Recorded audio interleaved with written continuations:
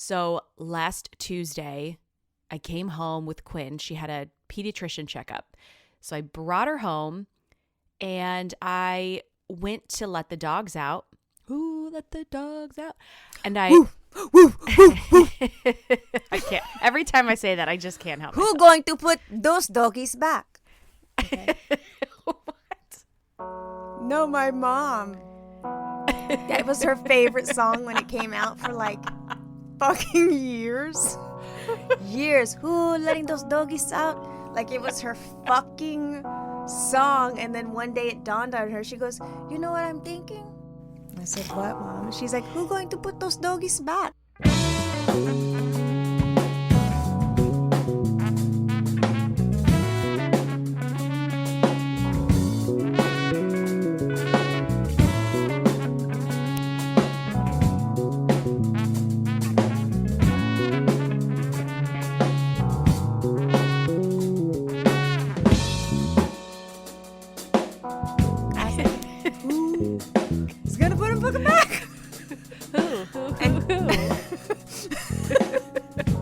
I used to kill with that joke when I was a baby stand-up comedian for 6 months. It's funny. Okay, continue. Okay, so I opened the crate, and Louis is the dog that the minute he hears that door open or he hears a car in the driveway, he knows you are home. He is ready to come out. He is salivating. He is crying. Let him out. Opened it up. I had to go to work. So I grabbed my stuff, said goodbye to Quinn, walked out the door. And when I got home at 7:30, that dog was still in his crate. And I asked her, I said, did you put him back in there? She said, no, he never came out. I said, oh, that's odd because that's not like him. So I walked over, I opened the door because sometimes I think that his vision is a little like low and his hair is really long right now. And I was like, maybe he's just being dumb and he doesn't think that it's open. So I opened the door and he tentatively came out and I didn't think anything else of it. And then over the next couple of days, he started acting just off. He wasn't eating. He was walking really slowly. He was not following me. Normally, this dog is my shadow. He follows me everywhere. And now, I would hold say, on. This is your old dog or your baby dog? This is my baby dog. I mean, he's not really a baby. He's 7 years old. He'll be 8 this year. So he's, middle age. So he's really 78. Okay. Yeah. Those dog maths. Those dog years. Ugh. So I just thought it was weird. He just was off. So then Thursday morning, I still was like, he's not eating. He's not following me. This is strange. Then Thursday night, he was in bed. And if I'm in my bedroom, he's in my bed. Doesn't matter if I'm in it or not. That's where he likes to sleep. And so once I was ready to lay down, I got in bed. And the minute that my bottom hits that bed, he is on top of me, ready to snuggle. He didn't move. He stayed on Chris's side. And I was like, ooh, something's really wrong. And so I was watching him. And as he was laying there, his breathing looked like it was labored and he was shaking. And I thought, oh my God, is he cold? Which was weird because the space heater was on in my bedroom. His coat is long because he gets really cold in the winter. So I was like, this doesn't make sense. And so I thought, oh my God, does my dog have a fever? But how do you know if your dog has a fever? I don't have a rectal thermometer for my dog. How often do you have to take a dog's temperature? Wait a second. Never. Wait a second. That's a thing? To take a dog's temperature? I mean, it's the most accurate way, just like you would for a baby. Wait, dog owners have to take a dog's temperature often? Is this a thing? No. Oh. It just crossed my mind because he was shaking, okay. and I thought, does he have a fever? Because that was the only thing that made sense. Y'all are a dedicated people. Dedicated people. I've never taken my dog's temperature, but bring that booty hole over here. Oh God, no! That's so terrible. Okay, I'm sorry. Continue. So I picked him up. And I held him and I was petting him and trying to calm him down and he stopped shaking and I thought, okay, well maybe he heard a noise and he's nervous because he's also a nervous dog. So anyways, this is just a long roundabout way to say that by Friday morning, still wasn't eating, was walking like he was a million years old and just sitting on the living room rug, not doing much of anything. So Chris called in, he was like, I'll take him to the vet today. So he took him in and he spent like 3.5 hours at the vet, and they did labs and physical checks and all this shit. And they finally called us at 5 o'clock, and the doctor was like, I think he has an intestinal blockage. Could he have gotten into something or eaten anything? And I was like, lady, no, he doesn't. He's not that dog. Ate a Lego. Or like she was like a sock or underwear. And I was like, no, he's not that dog. He does it in his 7 years of life. He has never once been a dog to eat something that wasn't food. So Chris picked him up and they were like, we think you need to take him to the emergency vet. And of course, whenever you hear that, like any pet owner is like, cha-ching, cha-ching, cha-ching, cha-ching, cha-ching, like you're out of pocket a lot of money. $7,800. Trillions of dollars. Like some child in my family's not going to college because we had to go to the emergency vet. So he takes him over. And you don't have pet insurance? No, because I'm a dumbass. I've never had pet insurance, but also like I've only ever owned, this is, he's my third dog. And so I've never had like any major catastrophic issues except for the time that Coco got into baby ibuprofen, and that's a story for another day. It's fucking a mess. So no, I don't, because it's like I can pay into it. What is it, like $30 a month? I don't even know what it is. But like my dogs aren't sick, and they don't go to the kennel. They don't go to the dog park. They don't go to doggy daycare. Shit. If I didn't have to have it as a human, I wouldn't have it. It's a scam. I have it. We have it. It's important. It's necessary, but it's a scam. I want my money back at the end of the year if I didn't use it. That's what I'm saying. If I don't use it, right. So Correct. we don't have pet insurance, and they take him in, they check him in, and they're running blood tests. All of his vitals are fine. They do an x-ray. They don't see anything, and they start to suggest that maybe he has something wrong with his gallbladder, because I guess there was something that they saw on the first ultrasound, but it wasn't a high resolution enough ultrasound for them to be able to make a diagnosis. Unfortunately, gallbladder issues in dogs can range from, medically managed to a very high risk surgery. And so, of course, in my head, I'm like, oh my God, he's dying. He's dead. Like, just upset. So Chris leaves him there. They say overnight, we're going to continue to watch him. We'll continue to give him pain meds and fluids. And then in the morning, we'll have the internal doctor come in and take a look at him, and we can do a higher resolution ultrasound, and we can really get in there and see. So they call us the next morning. And of course, now we're having to have this conversation of what are we willing to put this dog through in order to keep him alive? Do we put him through surgery where he has a 50-50 chance of survival? Well, that just sounds cruel. So now you have to talk about, well, what limits are you ready to go through? Or are we just going to, put the dog down so that he doesn't have to suffer? So, of course, Friday night was a bad night. When it's time to record, it's time to record. And I was like, it sure has been quiet over there. What's going on? What's going on over there? So I sent the eyeballs, and I was like, everything okay? And you're like, it's really not okay. At which point I was like, oh, no. And then you just briefly explained, that the dog was going through things. So I was like, girl, take your time. Because I know now, dogs y'all baby. Dogs are y'all baby. Yeah. And it is like a death. It really is. And I watched now friends go through that first that medical math, and then that thing where y'all got to start figuring out where, based on worst case scenario, and it feels like the vets always tell you the worst. They'll be like, it's cancer, it's having seizures, it's not gonna last, it's not gonna make it, and then you guys are halfway digging graves, and then at the end of it they're like, oh my God, just diarrhea. And you're like, what? Yes. That keeps happening to y'all. I don't understand. When I say y'all, I mean dog owners. It's just like y'all be on a roller coaster with this shit. Continue. Right.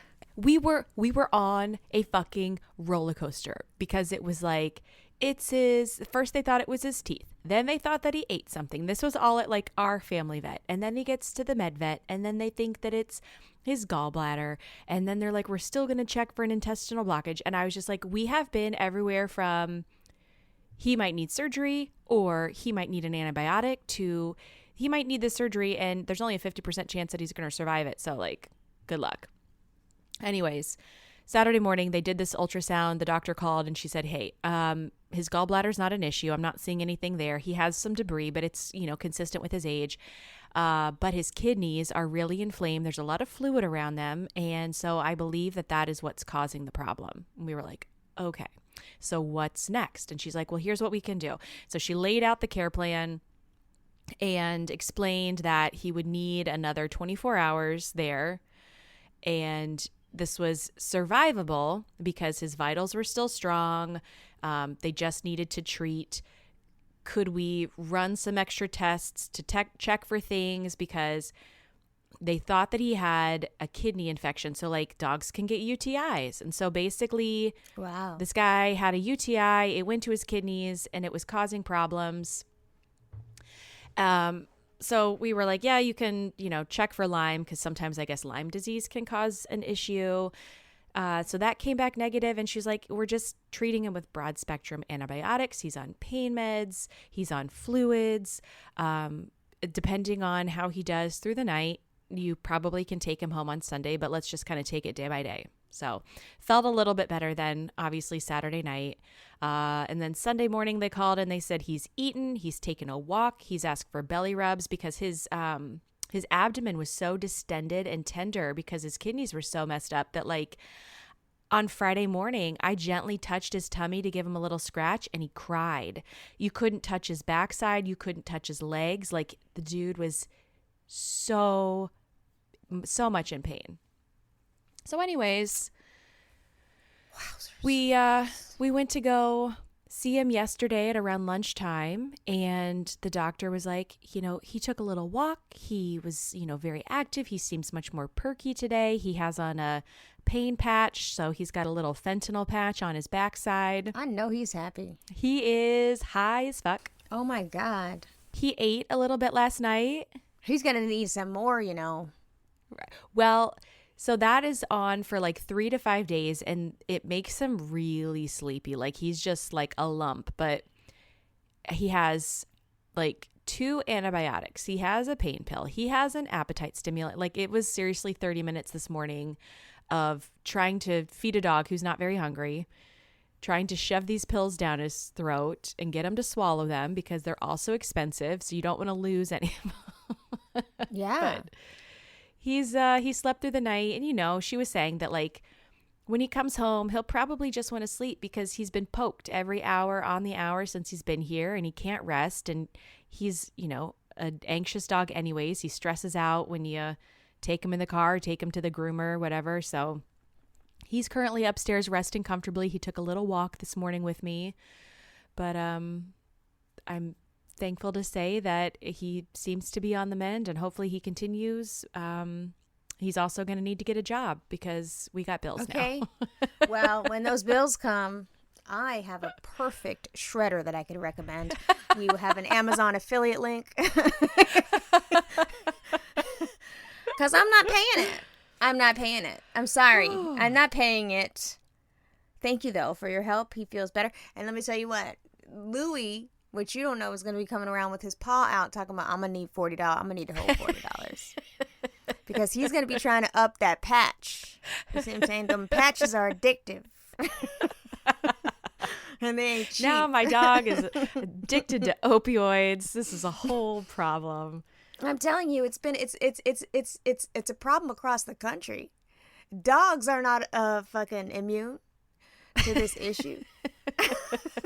Well, she Big was Pharma, very like, we got a problem on our hands. We got a problem. She was very like, when she told us that he had this patch on, she said, if I can put this patch on and you're okay with it being at home, then that'll save you another medication that you have to administer. And I was like, that's fine. And she was like, I just want to make sure that you're comfortable with it. And I'm like, wait, what do you mean? And she goes, well, do you have, another dog in the house that grooms him? I was like, no, Coco doesn't even know he's gone. She doesn't give a shit that he's here. So I'm not worried about her getting into it.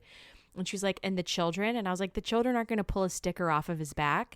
But they were very specific. Like, we have to take a plastic baggie when we take it off, peel it off, fold it in half, and then wrap it inside the baggie to throw it away. So I was like, oh, okay. It's a little Girl, you better try it on you. We're not wasting that thing. You better rinse it off and stick it on you. What are you talking about? First of all, that dog would have been, are you okay with this? Motherfucker, you better mummify this dog. He's been through so much pain. I want him happy and high, okay? Right? Matter of fact, cut me off a little piece. Put Yeah. it right here. Definitely hit the dispensary yesterday after we got home because it's like I am terrible. I have realized now, first of all of the gold stars to Chris, because it is very clear that when there is a Crisis. a conflict, a tragedy, an emergency in this house, I go into freeze and I shut down. I do not handle it well. I just want to like lay in bed and cry. And thank God that I chose somebody who can like power through this kind of thing. Like, because he took him to the vet. He took him to the med vet. Like that shit's very triggering for me at this point in my life. And I can't function and it's bad. And he's like, I think maybe we need to bring this up next time you go to therapy. Said, are you dealing with this right now? Have you talked to her about this? I was like, no, I had other shit. I wouldn't want to do it either, though, because you already know you're walking into either A, a wall of bills, or B, a wall of death. There's no, Yeah. you know what I'm saying? You can convince yourself that it is going to be just, a UTI, which is great. I'm happy that that's how it worked out. But I really do feel like these vets, they be putting y'all through it. It's hard not to ride that emotional roller coaster. And oh, I'm strapping Thursday, in, bitch. I'm in here. I'm laying down. My I'm hands are in the melting air. I showed up for yoga. I cried the first 10 minutes of yoga on Thursday. I was so stressed out about him not being okay. And Chris was like, we'll solve it. He said, I'll take him tomorrow. They'll take a look at him. They'll figure it out and we'll move on with this. He was like, I don't understand. He's like, I can't help you because I don't understand. And I was like, my brain goes from something's wrong, somebody's dying. I said, there's no in between. There's no gray area. We're all dead every time. Well, I mean, at least yours doesn't manifest with anger, because when something's wrong around here, I'm very angry. And Justin's like, you can't get mad when someone breaks their wrist, Melissa. I'm like, okay, but that's crazy. The whole time I'm like, what did the dog eat? Was it a Lego? And who left the Lego? Because now we got a problem. I'm like, I swear he didn't eat anything. And I'm either going from angry to just, absolute, well, we're just going to face it and just have the wall of sadness come as it may. Like, it doesn't have to be that way. But I get mad. Even Justin Beck couldn't go to gym today because he pulled a back thing, but like, I was like, you can't just be your back because you've been in pain all weekend. Something's going on. Anyway, through extensive Googles and not to violate the motherfucker's HIPAA, I was at 5 a.m. this morning like, did you call the man? Did you call the man? Because you need to go here, you need to go here, and you're going to need to go there. Then you're going to need a test. And we pay a lot for this insurance. I want you to get every single thing. Why are you going to work? What are you talking about? Do you understand? You could die, sir. Like, he was like, okay, you yelling at me while I don't feel good is not helping anything. I'm like, I know, but are you going to get to the doctor, though? You're going to get to the doctor, though, right? Okay, so then it's solving everything. So please stop this. I'll drive you there myself. So, like, it must be the Mercury in retrograde again or something, because this has been... Something's wrong with Louie's stomach, something wrong with Justin's stomach. I was like, please, God, don't tell me we got a new problem here. But I'm happy to hear. Is he going to go to the doctor and get it figured out? He's at work. Justin. And I'm like, okay. Well, when the sepsis gets to your brain, we'll see. I'm like, I can't control a grown ass man. Yeah. But when we hang up here, I'll be calling him and screaming again. This is exactly what's going to happen. And then I'm also going to call the doctor myself and tell the doctor everything the way I want it to be told. Yeah. And then tell the doctor, don't say that I already said that. Just sit him down and pretend like you're just hearing this. Because they forget, they leave out details. Big ones. And that's why they can't, like, I have an amazing track record for diagnosing things around here from 2009 on. If the child can't see, I'm gonna know about it. If the child, has a lip tongue tie, I'm gonna find out about it. Like, it might take me, exhaustive research, but I'm gonna be up all night in the Googles. And I was up all night in the Googles with Justin Beck's problem. And what I think it is, we're gonna need an antibiotic, but we're also gonna need to chill out. So maybe we need to put a hold on your Orange Theory. Oh, got it. Yeah. Every day after Orange Theory, it's, oh, dude, oh my God. Didn't know that was a muscle. Oh, can't see. Oh my God. You know when men get sick? Yeah. Oh, I hate it. It's just nonstop wailing. Oh God. Oh man. It's like so crazy. Oh man. And I'm just like, can you, like, I'm in pain over here too. And I too am on the same fitness journey. Have you heard a peep out of me? No, I'm sitting here eating my protein bar and powering through it. And I'm going to need you to do the same. I'm telling you, men's threshold for pain is just like total bullshit. It's very low. Very, very low. Yes. Like you just reach for the remote. What's happening? It's like I've been in a kung fu film ever since we joined the gym. All fucking day with this. Meanwhile, I'm like so fit, okay? Today was the first time at Orange Theory that I'm going to have to start working harder to get my heart rate to where it was. You know what I mean? Like, what? I was getting so many splat points, whatever. And then today, because I was there at 6 a.m. again, today, yes. I just wasn't getting in the orange or red zone. I was like, what's going on here? Because I'm breathing heavy. I'm feeling it. I don't understand. And I was like, oh my God, my body exercises. And it's like, this is not enough now. You need to kick it up. Those 8-pound weights, you little bullshitter. It's time for you to kick it up to the 12s, asshole. I was like, oh my God, is that what's happening to me? Who are you? I don't know, but ever since January 17th, I'm a fucking triathlon bitch. Cool Runnings in this bitch. I am so fucking fit. You can't stop me, okay? All day. I'm so happy for you. So you're loving Orange Theory. I guess we follow Orange Theory on Instagram because I keep getting their little things in our feed. Did you follow them? Oh, hell yeah, I did. On our Instagram, sure did. I'd tag them and I'd be like, what's up, Orange Theory? I'm one of y'all. I mean, I don't... Naranha, motherfucker. I'm in here. Are you doing the benchmark workout? I keep seeing that. What's that? I don't know. I don't pay attention to all that. I go in there and do my little work. I be on that rowing machine, rowing my ass off. I'm like, bitch, row the boat. So, I have 10 more days to make it to my 30-day mark. Wow. I've been going 3 days a week, sometimes 4. And I have not seen a single change. The number on the scale is the same, but that's okay. Because it's not about that. It's Correct. Not about that. I haven't put these jeans back on yet, but that's fine. Because I'm actually, I'm giving up on the idea of ever getting jeans back on. It's over. And it's not who I am. It hasn't been who I am since 2009. So like, why am I going to try to go back there? And I also think that I'm in a new phase of my life where I'm going to go to modest dressing. 100%. I'm being serious. Why are you laughing? You know that rapper Shine? This has been like I think like what I want to say, like a theme or a thread that we've been at for the last 2.5 years of like, you're like, I want to be covered from my neck to my toes. Correct. And I said, you know what? Why have I just been dabbling with it and like playing with it?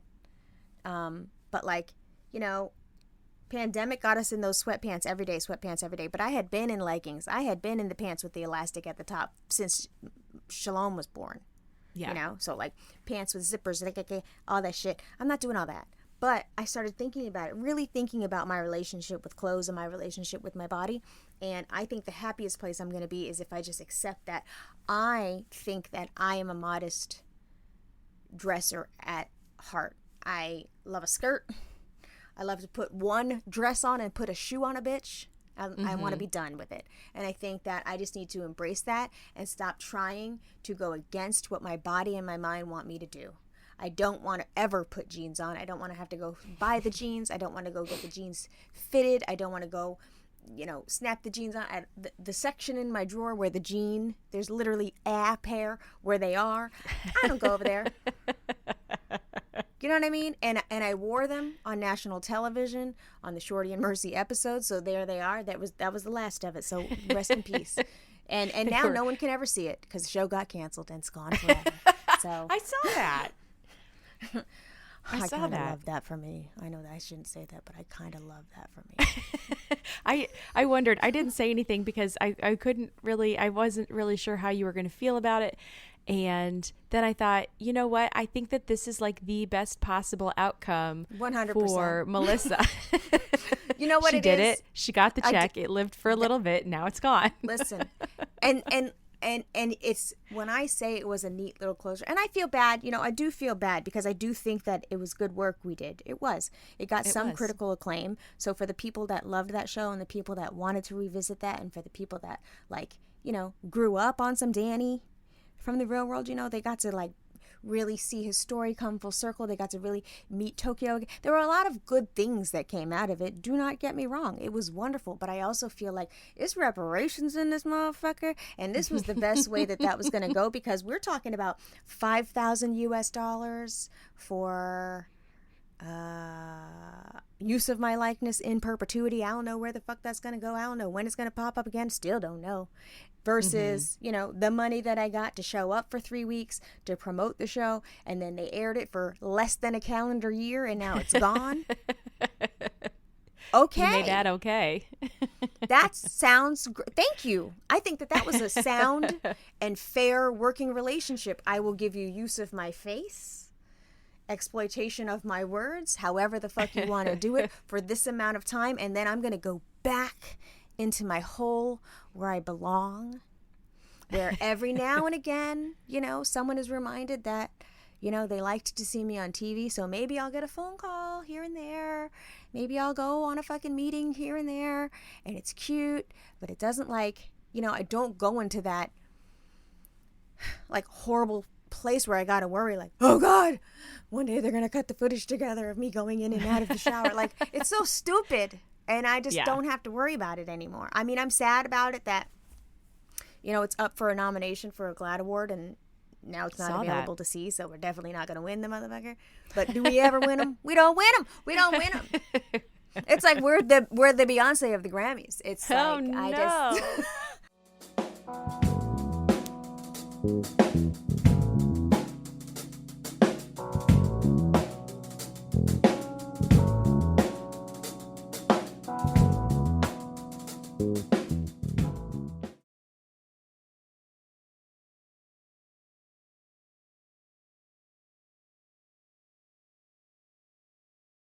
I feel like we have to address it. We can't just let that go.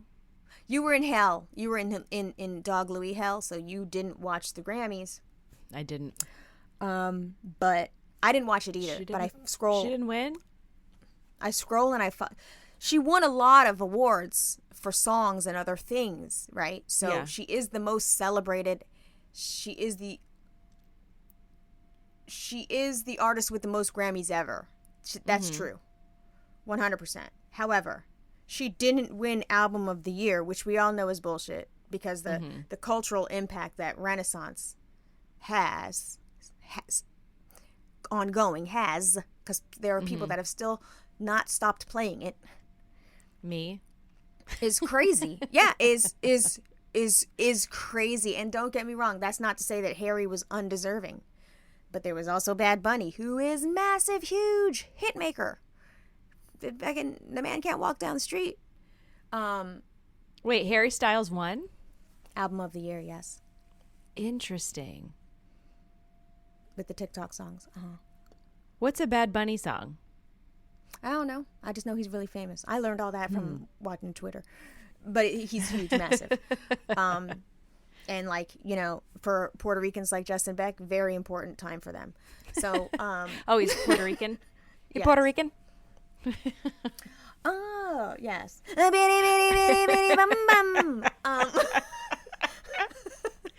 No, but I watched the Grammys just by scrolling the Twitter, and then I had gone into our Discord to see what they were talking about, and then we in the Discord, you were in, recovering from Dog World. So we in the Discord, we were all night we be all night. We were in there all night chatting, and it was quite lively. There was outfit discussion, there was win discussion, there was, and you know, it was a few arguments because I started some, but like, brace yourself, because this week is going to be a long week of Grammy discourse. Because at one point, Harry got on stage after the win. And, like, you know, when Adele won over Beyonce, she was, like, apologetic. She was like, yeah, I don't even know why they did this, but thank you. I mean, this is crazy. Like, honestly, it's yours. I'm so sorry. Like, you know, because you knew that shit belonged to her, girl. And respect. I respect that. Because, like, one thing I do like about Adele is she will, you know, she is, like, as enamored by her colleagues. Like, you know, she's impressed by their talents. And I like that. She's not jaded in that way. But Harry went up there and was like, you know, this doesn't really happen for a person like me. And I'm thinking to myself, an attractive heterosexual white male? This doesn't happen for you? Okay.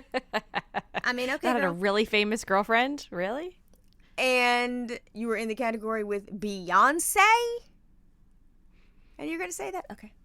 I mean, okay, girl. Yeah. You're going to get... And I feel bad because I think he is lovely, but, like, you're going to get ate up on the internet for a week or more because you said that shit. It was the wrong time to say that. And granted, everybody's like, no, he said it because he was, you know, plucked from obscurity. He was in a boy band that was made on a TV show. And, you know, this meteoric rise, you know, is coming from a very, you know, random place.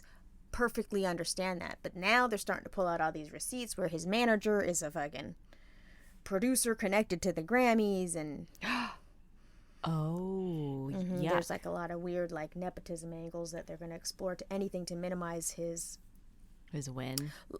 Yeah. And listen, it's, you know, you done fucked up the hive. You done poked the hive. And yeah. Good luck, we all y'all. know that is not the place that you want to be messing around. And that's not his fault. Listen, he's like whatever's happening now, his publicist needs to be like, here's what you can and can't say, and here's how you can, you know, graciously have conversations about what happened there. But the hive is never going to let this go. Ever. No. And honestly, the Lemonade didn't win. What happened there? Remember that? Yep. I wonder, Chris and I were watching Saturday Night Live last night as we were falling asleep, and Chris Martin, Coldplay, they were the musical guest. And I just like had this random thought. I was also quite high, so that's probably what contributed to this thought experiment on like who decided that like Coldplay was like worthy to become, you know, as big as they were. I feel like they're a bit obscure, but I don't listen to them, so maybe they're still quite popular. But like, who decides that that's like that you're going to be the one that gets all of the fame and accolades? Like, because I think that he's quite unremarkable in looks and in his singing voice. And maybe I also don't, like, I can't recognize good dancing. I have sometimes a bit of a hard time recognizing like good singing. I think that part of my brain doesn't work. But like, who's in charge? Is this all fake? Is this actually real? Are people actually like looking at like technique and musical theory and whatever else the fuck? Or is it just like what sells? They're clearly not, because you have to understand, for a couple of years now, my favorite song has been okay, so I you know, fuck musicality, like and I live with a musician, and he is and he has a lot of feelings about what, you know, is hailed as musical genius and what is left by the wayside. And he is a musician that listens to musicians' music. So like the music that he listens to is obscure enough, but like other musicians who are about their craft listen to this weird shit. Okay? Yeah. Like, that's not, you know, in the mainstream, or that's not, you know, going to make it on a pop cultural level, make a massive impact. And he's extremely critical about a lot of stuff, which has rubbed off on me, because I'd be like, yeah, man, I don't get it. About big acts, I'd be like, man, that's bullshit. And then I can't tell if I just think that because Justin Beck's my husband and I've heard him say that, and I hear him and how he talks to his musician friends, like the conversations they're having, or if I too have an ear. I like to think I have an ear.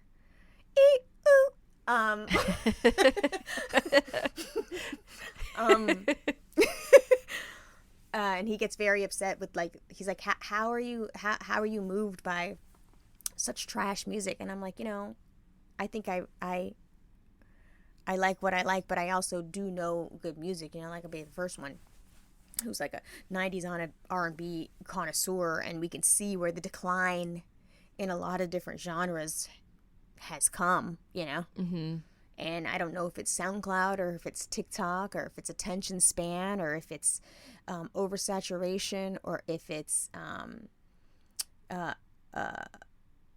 direct copying to the point of zero originality, and, you know, nobody takes chances.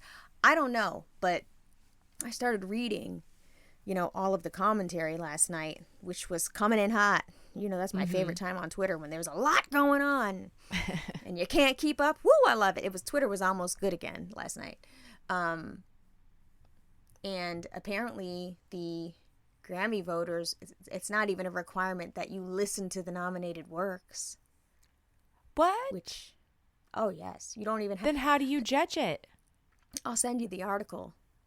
They interviewed some of the Grammy voters, and a lot of their, you know, answers to these questions was just like, oh, I don't really know the songs, but this song took off on TikTok, so definitely I'll vote for that one. And I don't think Beyonce should win because she wins everything, so I'm not going to vote for her. Like, her winning everything is a testament to her, you know, attention to detail in her craft. That should not make you say she's out of the running. Like, that's crazy. And I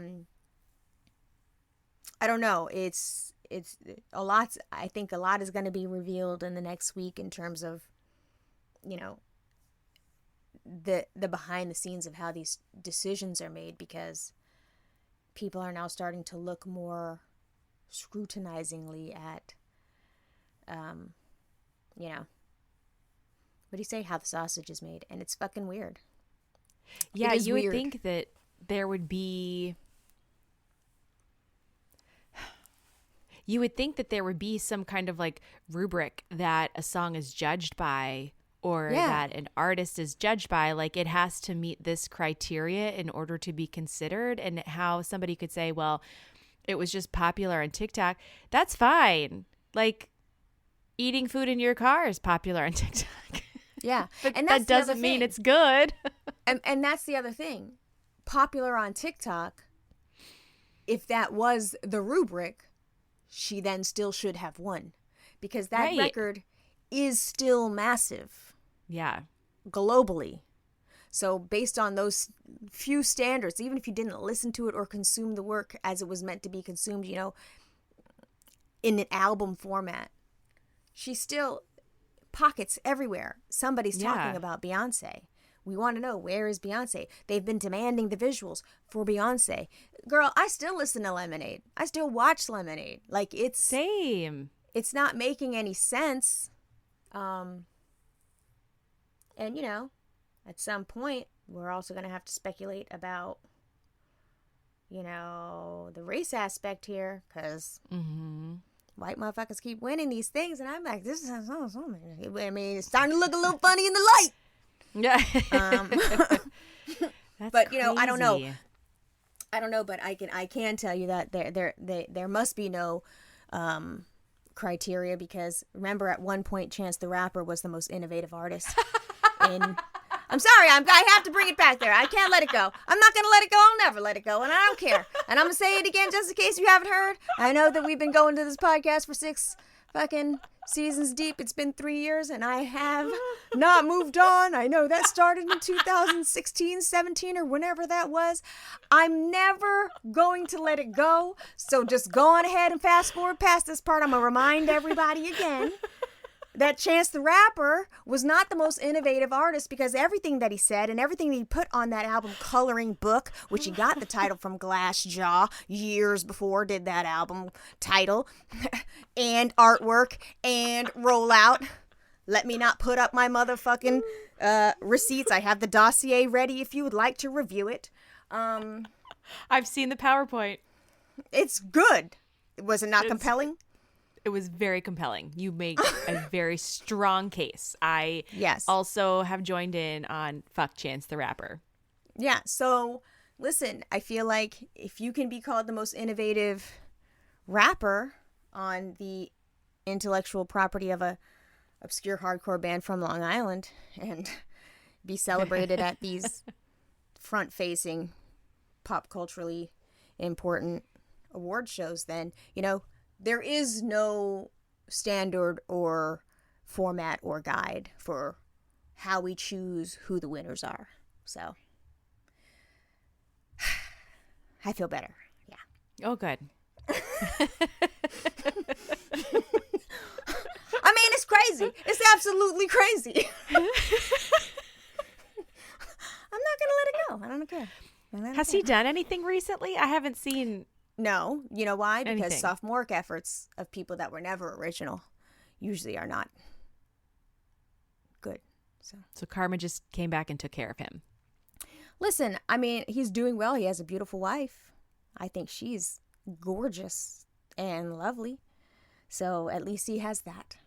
And if he were never to make a foray into music again, I would be happy. Or at least, like, can you come out and be like, yeah, man, I stole all that shit.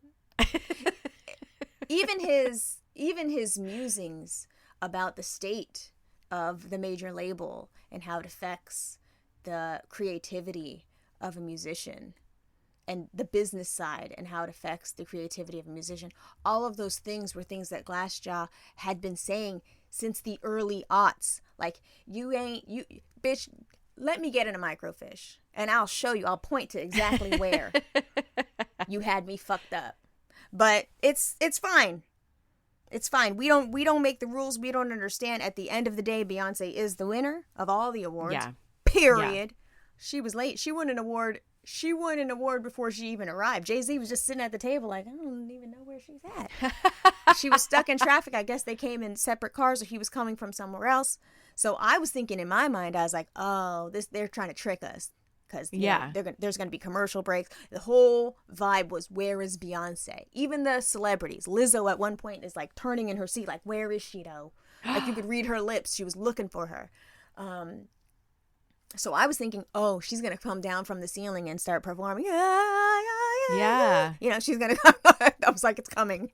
Dubai is coming from the ceiling. That's what's going to happen. Is that what's going to happen? It didn't happen. She really was just late. She walked in.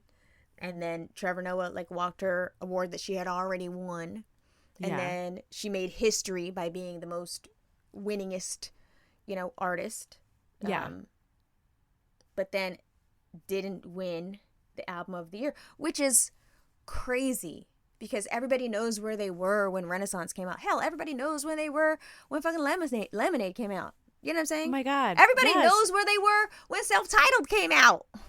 I remember tucking into bed. Chris was out of town. The children were asleep. And this was my time to sit down and watch Lemonade in its entirety. Twice. Mm-hmm. Oh, you just cut out. I didn't hear. Did you just say something? I said twice. Yeah. So good. Because you watched it and you were like, holy shit. Wait, what? And then you had to go back and... Listen. So, she was robbed. I don't know. We don't know, but we stand with you, Hive. We understand. And then do you know what today's word of the day is from Merriam-Webster's dictionary, the word of the day? Mm-mm. Fraught. Thot? Fraught. Oh, I thought you said. No, not thought. I was like, oh my God. Are you trying to get us run off the internet? No, fraught. Fraught. Fraught. High tensions. High tensions. I was like, yeah, that's a nod to the Grammys. Yikes. Mm-hmm. Yikes. Poor Beyonce. I don't know. You're gonna have fun. You're gonna scroll our Discord. You're gonna scroll Twitter. You're gonna get like at some point a little Cliff's notes of what happened last night, and you're gonna be baffled. Were there any faux pas of the night other than that? I mean, there were some wardrobe issues all around. Like malfunctions or like ugly outfits? No, just ugly outfits. Ugly outfits. At one point, MTV did a poll on Twitter, and they're like, who was the best dressed? And Taylor Swift was leading, and she literally had on a blue crop top and a skirt. And I was like, what? And Cardi B. I gotta Google. Yeah, Cardi B. You can just go in our Discord. All the outfits are there. Cardi B, first of all, was best dressed. Period. End of story. Hands down. She was wearing this gorgeous blue sculptural gown. Cardi is I feel like fashion-wise, she takes really big risks and they always pay off.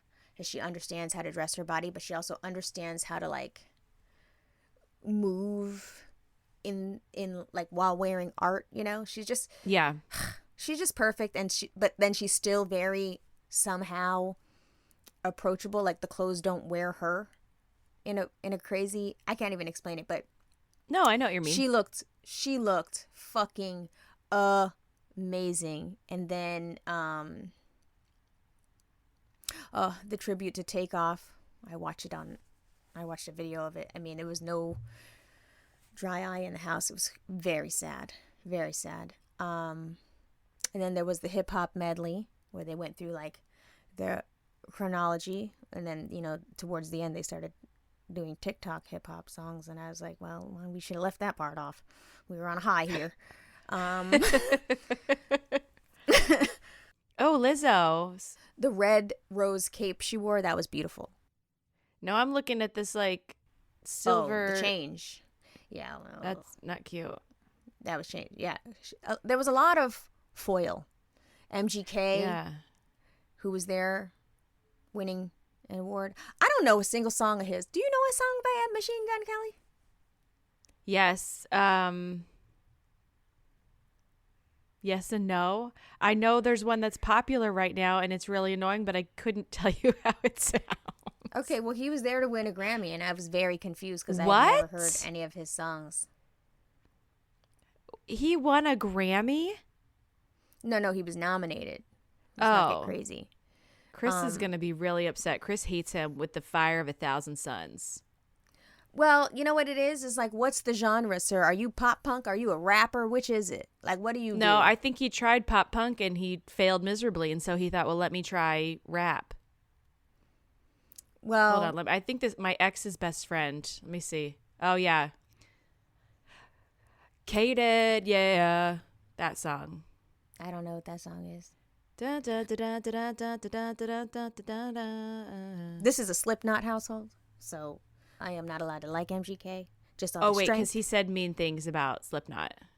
He said something about Slipknot, about their masks, whatever. But the last time I checked, Slipknot is a legacy band, and they'll be playing arenas forevermore. So he seems like he would be an exhausting person to be around.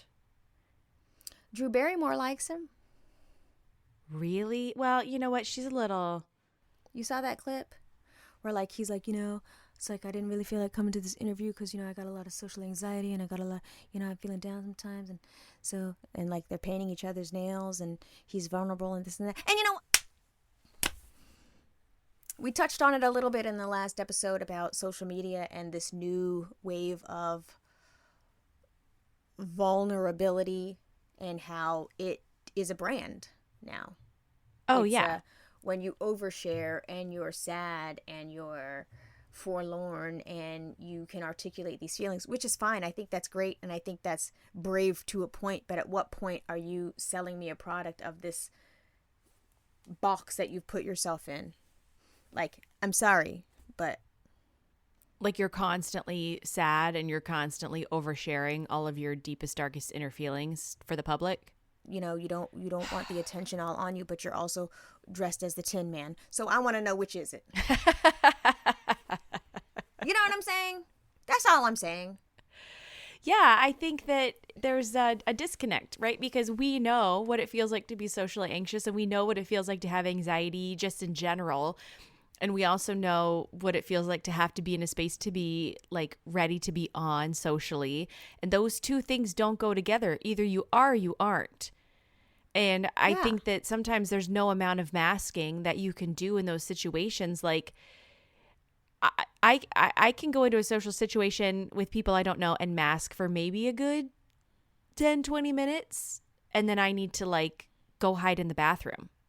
And I'll come back when I'm good and goddamn ready, because this was just a lot for me. I don't want to be here. I don't know how you can fake it for that long. But I also feel like your chosen profession, how you Is get to paid, be here. yes. And that's where I'm like, if you agreed to do this and this is how you get paid, then let's do it. You know what I mean? Yeah, just show up and do your job and then just go home and stay the fuck out of the limelight. Like, don't complain about it while you're here. And that's why I have massive respect for Jonah Hill, who I have turned a corner with him. I have. I went from, because he used to be just so stank and ornery in his interviews. Like, he just didn't want to be there. And don't get me wrong, people asked him fucked up questions about his body and his body image, and, you know, the relationship that he should have still had with the persona that he used to get famous, you know, the sarcastic chubby friend. And it's just like, you know, I'm a whole person outside of that. I do other things and I have whole ass feelings. Anyway, he went to therapy, which we love. Yes, love that. And he figured out what that is. So he was angry in his interviews because he didn't like the types of questions he was asked that they would never ask someone else, you know, without his body. Yeah. And so he finally just, you know, took the power back and was like, I would really fucking appreciate it if you didn't ask me shit about my body. How about that, asshole? And I was like, you know what? Respect. And then when I watched Stutz, his documentary that he filmed about, you know, his therapist, and he talked about the shadow self and how the shadow self is the person that goes into the rooms and is the person that's reacting and responding to the world around you and doesn't let your real self be peaceful and present. I was like, oh, that's what's going on with him. He was living in the shadow self. And I had to pause that shit a couple times. When he got to the shadow self, I was like, girl, because, you know, I was quiet in the dark for a hell long after doing some dumbass Real World. And that's what it was. What it was is people are married to this idea of you that they liked or didn't like, which way it goes, but it was the way that you were seen in the world, and it happened to be tied to your self-worth and possibly tied to your money. So you had to perform in a way, and it was just like, I don't have to do that, and I'm allowed to have boundaries around that, and I don't have to treat the person that I was when I got to this place like shit, because it feels like shit that the world only wants me to be that. So I was like, hold on, not this knowledge on a fucking Tuesday afternoon. Let me turn this off, because I... You weren't expecting to go to therapy yourself watching the show. Oh my God. And I was like, Jonah Hill, oh my God, Jonah Hill, I get it now. Because, you know, I used to like, really was like, wow, you unappreciative? Damn, why are you acting like that? And now I get it. And so then I just watched his new film, You People, which... Oh, I haven't seen that yet. I mean, I liked it, but, you know, it's it's black and Jewish people, and I like that shit. I like that kind of comedy. And sure, there was some, I thought some blind spots, but whatever. And then I realized that he did not do press for the film. Everybody else did, but he did not. Yeah. And that was by choice. So when he says he goes to work, I do my work, he writes his films, he performs in his films, and then he goes the fuck home. Yeah. I was like, dude, respect. Because nobody is owed your time that way. Yeah, I think that the difference between that forced vulnerability that's constantly coming out in your social media or in your interviews, it starts to feel disingenuous. And that doesn't mean that maybe that person's not feeling it, but like you were saying last week, like you can't be anxious and then get on there and film 14 different versions of a TikTok and then post it online, because either you are or you aren't. And from your own personal experience that if you are, you're not necessarily going to be out there like creating content about that one thing for other people to consume. So I think that the difference between the forced vulnerability, like you're saying with like Machine Gun Kelly versus Jonah Hill, is that like there's that self-awareness there of like, I can show up and be vulnerable, but I only have to do it in this way, or I can show up and do my work and do it in this way, but then I still get to be who I am on my own time. And I think that even if you're not a celebrity, even as just like a civilian, we all do that in certain aspects of our life. Yeah. There was an article that came out today, I think maybe in the Times, I'm not sure, but it's about a YouTuber, 12 years old. She started, and she just quit at the age of 24. Mm-hmm. And she writes about feigning vulnerability because that was her brand, and about oversharing private moments that she would not have otherwise shared, but she had to because her self-worth and her what do you call that? Viewer count and subscriptions were tied to, how much she gave of herself. Yeah. I read that and went to therapy. I was like, okay. And she was just like, there are a lot of people who monetize their personalities and their vulnerabilities. Because I guess at the end of the day, anybody that's looking at social media is kind of looking at it because they just don't want to feel alone. They want to feel like they can relate to some shit out in the world. And even the most unrelatable shit, somehow, people are making it relatable. Everybody has ADHD now. Even I got the shit. I didn't even know I had the shit. You know what I mean? Everybody has ADHD. They're all autistic. Everybody has parental trauma. You could sit on TikTok for 30 minutes and diagnose yourself 15 times over. Oh my God, I had no idea the levels to which I have suffered from ADHD. I was like, wow, sounds exactly like me. I did a whole checklist, and I was like, I have all of these things. And then I was like, wait, do I not have all of these things? And this is just telling me I have these things, because at the end of this, it's going to go tell me to buy a fidget spinner or... or they're like PDF course guide, 30 days to solving your ADHD. Yeah. Somebody's always shilling something. Yeah, and I can't tell if I really have the shit or do I have this shit because I'm looking at this shit. You know what I mean? Yeah. Like, yeah. Maybe I have no attention span because I've been looking at this fucking phone for 10 years. Maybe that's it. Maybe it has nothing to do with my brain chemistry. And like, do I have parental trauma? No, I definitely got that. But, but like, I don't know. I think this new place we're going to, where everybody's got a source of, pain that they must share, it's just like, well, goddamn. Even us talking right now, this is all, we are all in a giant circle jerk. Here, man, I'm about to come on your face. It's like, what the fuck? No. On my chest. No, I'm just kidding. Kung fu film all day. I'm like, what? Okay, what just happened? So I think this would be a good stopping point. I was going to say, wow, I definitely spent the first 15 minutes talking about my trauma from the weekend and how my anxiety was and my sad dog.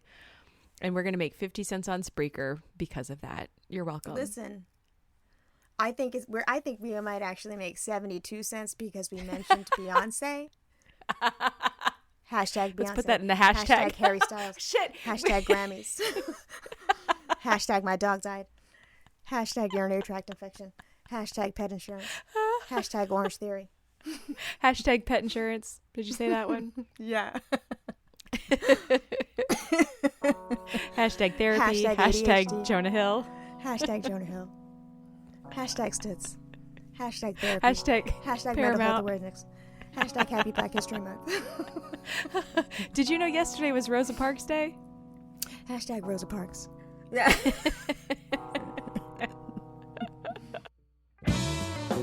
Hello out there in the Imperfect Strangers podcast universe. Thank you for listening to the show. Thank you for your support. If you want more imperfect strangers in your life, make sure that you are subscribing to the show wherever you listen to podcasts, except for Spotify. We're sorry about that, but we just did not like being over there given some of the stuff that happened with it in the last year. So sorry, Spotify users, but there are tons of other places where you can listen to the show, and you can find links to those from our website and also from our social media, specifically Instagram. You can find us on Instagram at imperfectstrangers_podcast, on Twitter at imperfstrangers. We've recently joined TikTok. We're too old to be doing this, but there we are. You can find us on TikTok at Imperfect Strangers Pod. Give us a follow. You'll find new episodes of this show every Friday, so make sure you're subscribed so that you don't miss out.